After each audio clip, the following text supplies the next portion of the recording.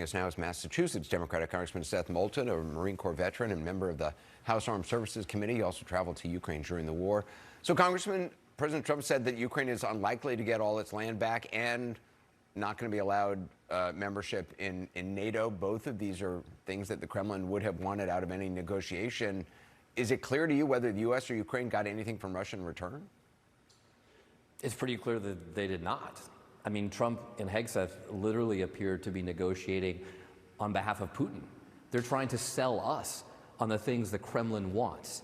And it is everything wrong with running a good negotiation. I mean, it violates every principle of negotiation you can imagine. I mean, first of all, he's saying he's desperate for a deal. Putin knows that Trump is desperate for a deal. He promised the end of the war on day one, and he's already broken that promise.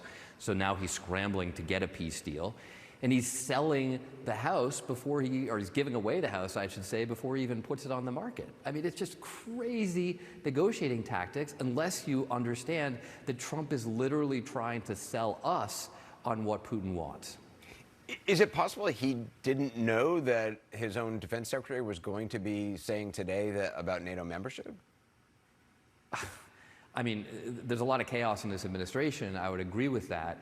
But this is one of the most important things that Trump is going to do. Because negotiating over the future of Ukraine is not just about ending this war. It's about telling dictators all around the globe, especially Xi Jinping in China, whether or not democracies are going to stand up to authoritarian regimes that try to take over foreign countries. And we all know that if China decides to take over Taiwan, it could literally start World War III. You could see tens of thousands of American troops die in that kind of conflict. So there's a lot at stake with what's going on here. This negotiation really matters. We can't come out of this negotiation with Putin thinking that he has a win. And Trump is already literally handing him victories before the negotiation has even really started. It was interesting because Secretary Hegseth laid out this vision of a security infrastructure in Europe, of Europe taking the lion's share of responsibility for Ukraine's security. Do you think Europe is actually capable of deterring Russia from future aggression? Do they have enough forces that would be needed to stay on the ground, on the front lines in Ukraine? Look, Europe has stepped up big time to support Ukraine. They've increased their spending on defense, and I'm all for that. I do want the Europeans to do more. But the whole foundation of NATO, the whole principle behind NATO, is that America has the Europeans' backs. That's the way it's worked for 75 years. That's the way that we've deterred conflict in Europe for 75 years. So if you suddenly take that off the table and say, oh yeah, no, America's checked out. Now, let's not forget that Trump has said this before, too. Trump has literally said we will not support certain NATO countries, where he's trying to take away territory from some of our NATO allies, trying to take Greenland away from. I mean, and this is just totally nuts. And the problem is that it's very dangerous for the future stability of Europe. And because we do have NATO commitments, because that has been a bedrock of how NATO works, the next time Putin decides to start a war, because he said, hey, I got to win out of Ukraine, let's go to Poland next, let's go to Latvia next, American troops are going to be on the line. I want to play something that President Trump said to reporters today and get your reaction.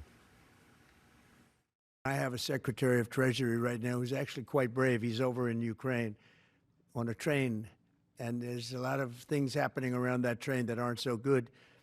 And he's going there to get a document done where we're going to be assured that we're going to, in some form, get this money back, because we're putting up far more money than Europe, and Europe is in far more danger than we are.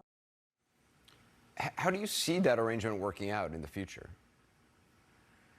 I mean, it's really unclear what he's trying to ask for. I mean, I was actually, just as a Marine veteran, thinking about the fact that a commander-in-chief is telling the enemy where one of his top deputies is. Like, literally, he's on a train. You want to kill a top official in the United States, you know what train he's on. I mean, this is a reminder that Donald Trump dodged the draft to get out of serving in Vietnam.